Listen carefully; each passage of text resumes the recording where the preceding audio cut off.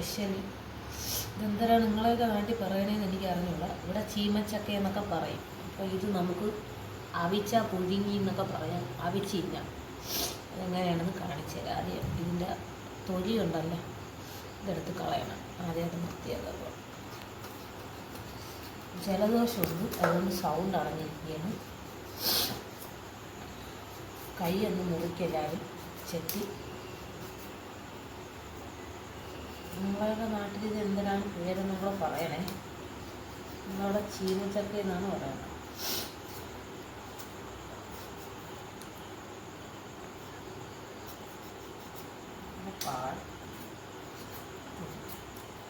വിരളോറയൊക്കെ ഇട്ട് വേണം ചെയ്യാൻ, അല്ലെങ്കിൽ കയ്യിലൊക്കെ പോകും.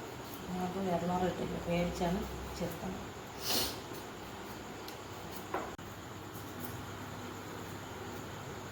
ചെത്തിക്കൊണ്ടിരിക്കുകയാണ്. ഉണ്ടോ ഒരെണ്ണം ചെത്തി.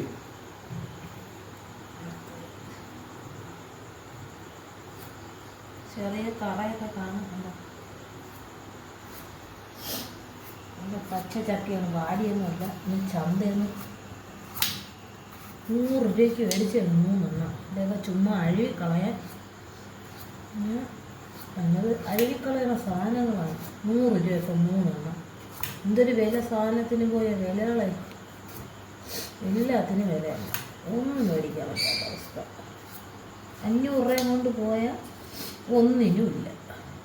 500 രൂപ കൊണ്ട് കടയിൽ പോയി കഴിഞ്ഞാൽ 400 രൂപ നമുക്കൊരു 4 സാധനം കൂടി മേടിക്കാൻ പറ്റില്ല. എന്തൊരു വില കൂടുതലാണോ അപ്പോൾ.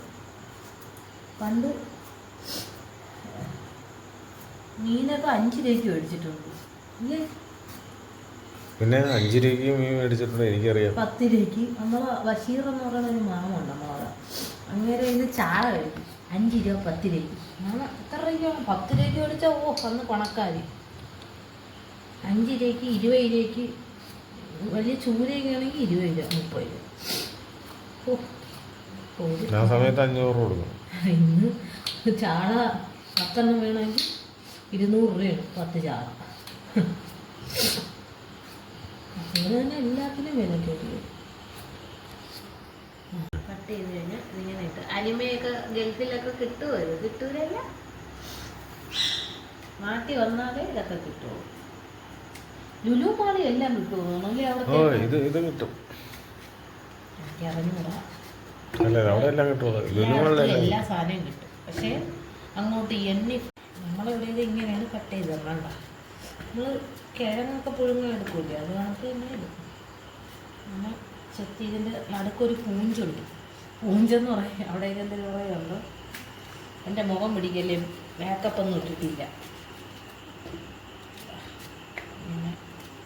ഉണ്ടായി മേക്കപ്പ് ചെയ്തില്ല ഞാൻ, പറഞ്ഞേക്കാതെ. മുഖം വേണം അതിൽ വന്ന പേസ്റ്റ് മാറ്റി ഇതാണ് വൃത്തിയാക്കണം.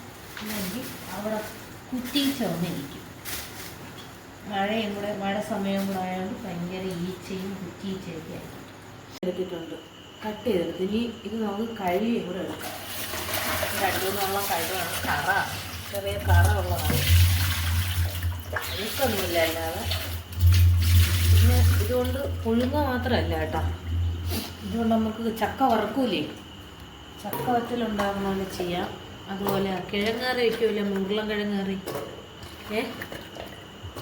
അതുപോലെ ചെയ്യാം. അങ്ങനെ കുറേ സംഭവങ്ങളുണ്ട്. നല്ല ടേസ്റ്റാണ്. വറുത്തരച്ച് വയ്ക്കാം. തേങ്ങ ഉണ്ടല്ലോ, വറുത്തരച്ച് വയ്ക്കുമല്ലോ, അത് ചെയ്യാം. ഇതിൽ ഇനി നമുക്ക് ചെയ്യാനുള്ള തേങ്ങ തിരുമ്മിയത് വയ്ക്കണം. ഈ തേങ്ങ തിരുമ്മിയത് അങ്ങോട്ട് ഇട്ട് കൊടുക്കണം. ഇത്തിരി തേങ്ങ നമുക്ക് കൂടുതലിടണം, ടേസ്റ്റിന് വേണ്ടി കേട്ടോ. കേട്ടാ, തേങ്ങ കൂടെ നല്ല ടേസ്റ്റ് കിട്ടുമല്ലേ. ഇനി വേണോ തരുവണോ? ഇതിൽ വേണ്ട, അത് മതി. കുറച്ച് വെള്ളം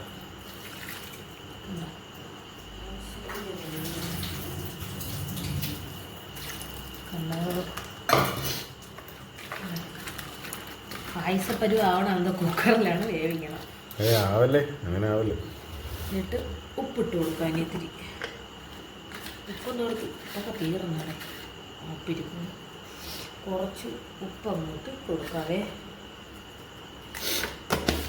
എന്നിട്ട് ഇങ്ങനെ ഒന്ന് ഇളക്കി ഉപ്പ് കൊടുക്കണം. അങ്ങനെ ഓക്കെ.